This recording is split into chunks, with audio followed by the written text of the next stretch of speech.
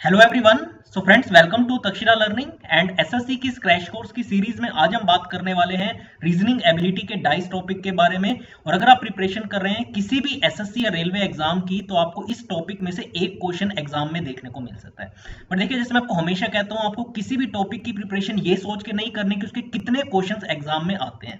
ठीक है ना। देखिए, क्योंकि आज के टाइम पे इतना इंटेंस कंपटीशन है एसएससी और रेलवे एग्जाम के अंदर कि एक एक क्वेश्चन भी मैटर करता है। तो इसलिए डाइस टॉपिक को आपको लाइटली नहीं लेना, क्योंकि इसमें देखिए मैं आपको कुछ अभी ट्रिक्स बताने वाला हूं जिसको यूज करके आप फ्रैक्शन ऑफ सेकंड्स में जो है क्वेश्चंस को सोल्व कर लेंगे। तो इसलिए आपको इस वीडियो को पूरा देखना है एंड तक, और हमारे चैनल को जरूर सब्सक्राइब कर लें, क्योंकि जो हमारे पूरा एसएससी का क्रैश कोर्स की सीरीज चल रही है, ठीक है ना। अगर आप चैनल नोटिफिकेशन बेल को प्रेस कर देंगे तो जैसी हमारी वीडियो आएगी तो उसका आपके पास अपडेट भी आ जाएगा। तो ठीक है, तो चलिए स्टार्ट करते हैं। पेन एंड पेपर आप लेके बैठे और इंपॉर्टेंट ट्रिक्स जो है, की पॉइंट्स को नोट डाउन भी करते चले। जैसे मैं आपको पहले ब्रीफ इंट्रो दे देता हूँ डाइस टॉपिक के बारे में। एक तो देखिए, वर्बल रीजनिंग एबिलिटी का ये पार्ट है, ठीक है। और आपको क्वेश्चन किस किस एग्जाम में देखने को मिल सकते हैं, जैसे मैं आपको बता रहा था, चाहे आप प्रिपरेशन कर रहे हो एसएससी के सीजीएल, सीपीओ, सीएचएसएल, एमटीएस या रेलवे की अगर हम बात करें तो एनटीपीसी, ग्रुप डी, इसके अलावा जो स्टेट लेवल के भी एग्जाम्स होते हैं तो उसमें भी आपको डाइस टॉपिक से क्वेश्चन देखने को मिल सकता है। और आज हम वीडियो में डिस्कस करेंगे इसी के कंसेप्ट को with the help of certain rules, और जिन्हें यूज करके, जैसे मैं आपको बता रहा था, कि आप फ्रैक्शन ऑफ सेकंड्स में जो है क्वेश्चंस को सोल्व कर पाएंगे। और एक क्वेश्चन ही आप इसमें से एक्सपेक्ट कर सकते हैं, ज्यादा नहीं आते। क्लियर है? तो चलिए, अब देखिए, सबसे पहला रूल नंबर, एक एक करके रूल्स को डिस्कस करते हैं। रूल नंबर 1 के अकॉर्डिंग क्या है कि two opposite faces can not be adjacent to one another. देखिए, बहुत इंपॉर्टेंट रूल है डाइस के विद रिस्पेक्ट में अगर हम बात करें। देखिए, आपको यहाँ पे डाइस दिखाई दे रहा होगा। जैसे देखिए, हमने जब हम लूडो वगैरह गेम खेलते थे तो आपने डाइस को देखा भी होगा। एक बेसिकली क्यूबिकल 3D फिगर होती है, ठीक है, ऑब्जेक्ट होता है जिसके देखिए 6 फेस होते हैं, और हर एक पे एक फेस पे 1 लिखा होगा, दूसरे पे 2, फिर 3, 4, 5, 6, ठीक है ना। तो टोटल 6 फेसेस होते हैं। तो 1 2 3 4 5 6 जो है उस पे लिखा होता है, डॉट्स बने होते हैं, आपने देखा होगा लूडो वगैरह गेम में। तो वही हमारा डाइस होता है, और एक वो क्यूबिकल फिगर है। और जिसके अंदर देखिए एक इंपॉर्टेंट रूल है कि two opposite faces can not be adjacent to one another. इसे आप नोट डाउन कर लें। देखिए, इसका क्या मतलब है, कैसे मतलब इसका इंटरप्रिटेशन क्या है, वो आपको एग्जांपल के थ्रू मैं बता देता हूँ।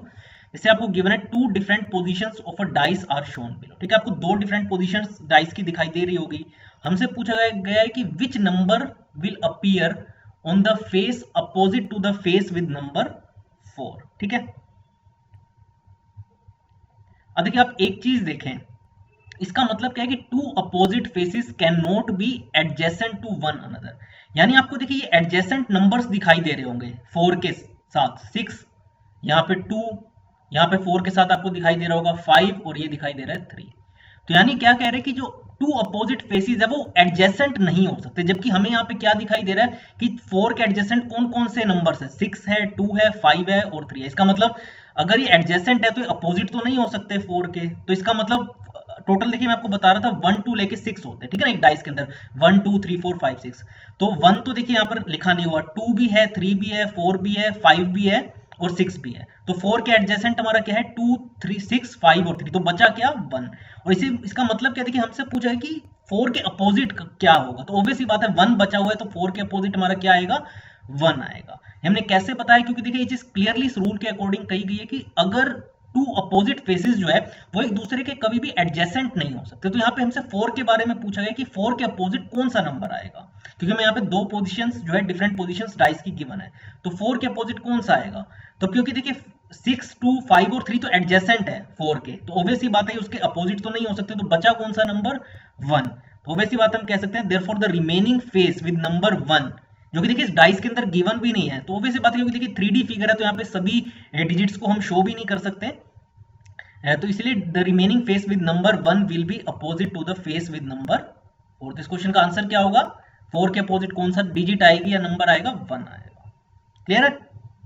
तो इस तरीके से इस क्वेश्चन को देखिए आप ओरली ही सोल्व कर सकते थे, अगर आपको इस रूल के बारे में पता हो कि दो अपोजिट फेसेस कभी भी एक दूसरे के एडजेसेंट नहीं हो सकते। तो बात देखिए ऑब्वियस सी बात है, क्लियर। अगर आप क्यूब देखेंगे भी एक डाइस को, तो जो दो अपोजिट फेसेस होते हैं वो एक दूसरे के एडजेसेंट तो कभी भी नहीं हो सकते। तो यहाँ पे 4 के एडजेसेंट कौन कौन से हैं, एक डाइस में 6 और 2 है, दूसरे में 5 और 3 है, तो ऑब्वियस सी बात है 4 के अपोजिट कौन सा फिर नंबर आएगा, जो बचा हुआ है 1, ठीक है ना। तो इस तरीके से ये आप रूल को जरूर नोट डाउन कर लें। नेक्स्ट बात करते हैं रूल नंबर 2 कि if in two different positions of a dice the position of a common face be the same, ठीक है।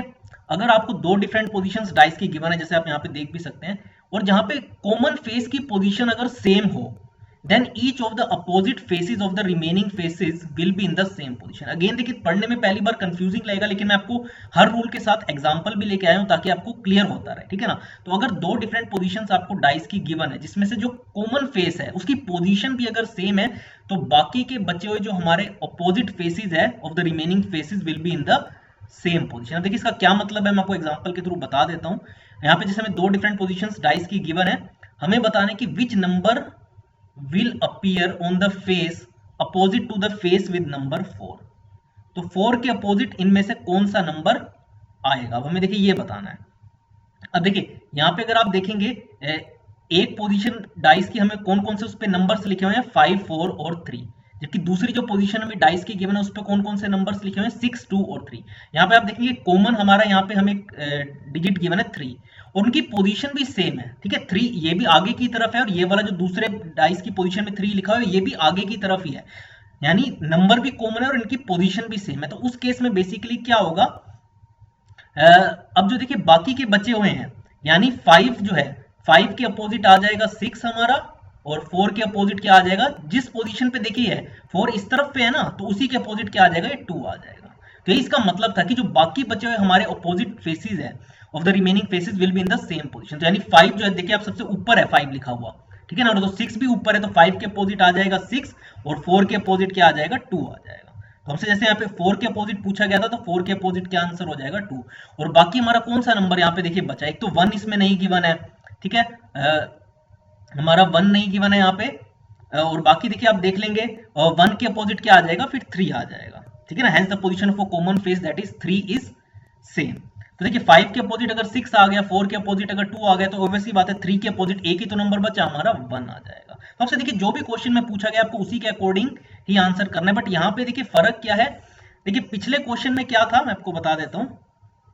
पिछले क्वेश्चन में तो देखिए सिंपल सा एक रूल था कि अपोजिट फेसेस जो है वो कभी भी एक दूसरे के एडजेसेंट नहीं हो सकते। तो इससे तो मैं देखिए एक चीज क्लियर हो गई कि 4 के एडजेसेंट अगर 6 है, 2 है, 5 और 3 हमें गिवन है, तो वैसी बात है तो 4 के अपोजिट कौन होगा, ये तो हो नहीं सकते 6, 2 और 5 और 3, बचा हुआ क्या है, जो बचा है 1, तो 1 होगा। यहाँ पे देखिए क्या है, देखिए नंबर तो एक कॉमन है, लेकिन यहाँ पे आपको उसकी पोजीशन भी सेम दिखाई दे रही होगी। यहाँ पे भी देखिए 3 इधर है, और यहाँ पे भी देखिए 3 इधर ही है आगे की तरफ, तो यानी नंबर भी एक कॉमन है और उसकी पोजीशन भी सेम है। तो उस केस में जो बाकी बचे हुए हमारे नंबर्स है, तो देखिए बिल्कुल टॉप पे है 5, तो 5 के अपोजिट कौन सा नंबर आ जाएगा 6, और 4 के अपोजिट आ जाएगा 2, और बचा कौन सा, देखिए 3 के अपोजिट एक ही नंबर बचा वो है 1 आ जाएगा। क्लियर है, चलिए तो इस तरीके से ये एक इंपॉर्टेंट रूल है, इसको जरूर आप नोट डाउन कर लें। आखिरी रूल देखिए रूल नंबर 3 की बात कर लेते हैं, ठीक है। इसमें भी अगर देखिए आपको दो पोजीशंस गिवन है, if two different positions of a dice are given, the position of the common face be not the same. देखिए पिछले केस में क्या था, कॉमन फेस की पोजीशन भी सेम थी, ठीक है ना, 3 ये भी आगे की तरफ है और दूसरे वाले पोजीशन में भी 3 आगे की तरफ है। लेकिन यहाँ पे अगर हम बात करें तो यहाँ पे देखिए कॉमन क्या है, 1 है। यहाँ पे आपको दिखाई दे जाएगा इस दो डिफरेंट पोजीशंस की डाइस में 1 कॉमन है, लेकिन उसकी पोजीशंस अलग अलग है, एक तरफ 1 ऊपर की तरफ है, एक बिल्कुल राइट की तरफ है। तो अगर हमें दो डिफरेंट पोजीशंस डाइस की गिवन है, लेकिन उनकी पोजीशन जो है कॉमन फेस की अगर वो सेम नहीं है, तो उस केस में जो क्या होगा, then opposite face of the common face will be that which is not shown on any face in these two positions। Again देखिए पढ़ने में जैसे आपको बता रहा हूं, बार बार अगर आप पहली बार डाइस पढ़ रहे हैं तो आपको रूल पहली बार में समझ नहीं आएगा, लेकिन एग्जांपल जब आप समझ लेंगे तो आपको आइडिया लग जाएगा। तो इसका भी एग्जांपल के थ्रू मैं आपको बता देता हूं कि कैसे इसे सोल्व करेंगे। तो यानी अगर हमें दो डिफरेंट पोजीशंस डाइस की गिवन है, जिसमें से जो कॉमन फेस है उसकी अगर पोजीशन सेम नहीं है, जैसे इस केस में है, देखिए नंबर तो कॉमन है लेकिन उसकी पोजीशन एक तरफ 1 ऊपर की तरफ है और एक तरफ 1 इस तरफ है, तो उस केस में opposite face of the common face, यानी जो 1 है, जो कि देखिए दोनों में कॉमन आपको दिखाई दे रहा है, तो उसके अपोजिट कौन सा फेस आएगा जो कि इस डाइस के अंदर जो नंबर आपको दिखाई नहीं दे रहा वो आएगा। यानी 1 के अलावा यहाँ पे 2 हमें दिखाई दे रहा है, 3 दिखाई दे रहा है, 4 दिखाई दे रहा है और 5 दिखाई दे रहा है। तो क्या नहीं दिखाई दे रहा, 6। तो 1 के अपोजिट कौन सा नंबर आ जाएगा, face opposite to the face with number 1 आ जाएगा 6। क्लियर है ना। तो इसका मतलब यही था कि अगर हमें दो डिफरेंट पोजीशंस डाइस की गिवन है, जिसमें जो कॉमन फेस है यानी जो कॉमन नंबर है उसकी पोजीशन अगर सेम प्लेस पर नहीं है, तो उस केस में जो है तो अब देखिए जो कॉमन हमारा नंबर है 1, जिसकी पोजीशन तो अलग अलग है, बट उसके अपोजिट इनमें से कौन सा नंबर आएगा, वो आएगा जो इस डाइस में आपको नंबर नहीं दिखाई दे रहा। तो 1 to 6 में लेके अगर हम बात करें तो 1 भी दिखाई दे रहा है, 2 3 4 5 दिखाई दे रहा है, लेकिन 6 नहीं दिखाई दे रहा। तो 1 के अपोजिट क्या आ जाएगा, 6। और बाकी बच्चे अगर बात करें तो फिर देखिए 1 के बाद हम क्या करेंगे, क्लॉकवाइज चलेंगे। अगर आप क्लॉकवाइज चलें तो 1 के बाद क्लॉकवाइज डायरेक्शन में जाएंगे तो 3 आ जाएगा, और दूसरे डाइस में क्या आ जाएगा, 2। तो 3 के अपोजिट क्या आ जाएगा, 2 आ जाएगा। ठीक है, 3 के अपोजिट 2 आ जाएगा, और बाकी बचा हुआ कौन सा है, 5 के अपोजिट क्या आ जाएगा, 4 आ जाएगा। क्लियर है ना। तो इस तरीके से इस क्वेश्चन को हम इस तरीके के क्वेश्चन को सोल्व करते हैं।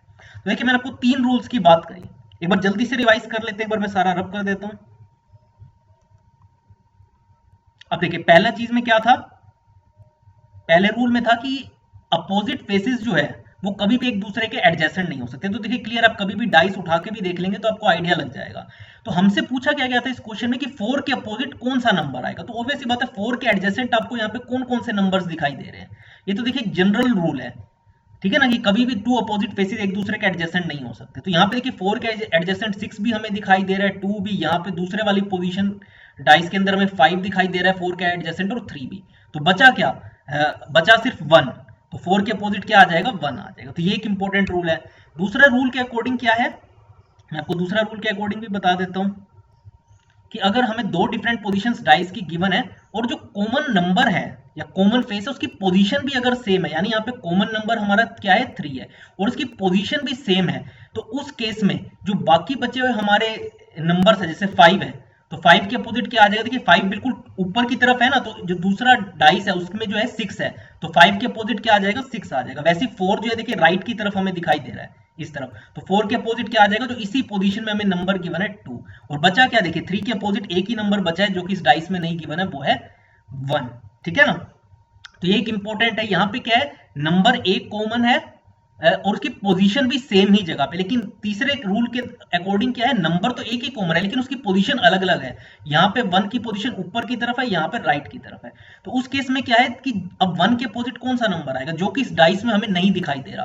तो 1 दिखाई दे रहा है, 2 3 4 5 तो दिखाई दे रहा है, 6 नहीं दिखाई दे रहा ना, तो 1 के अपोजिट क्या आ जाएगा, 6।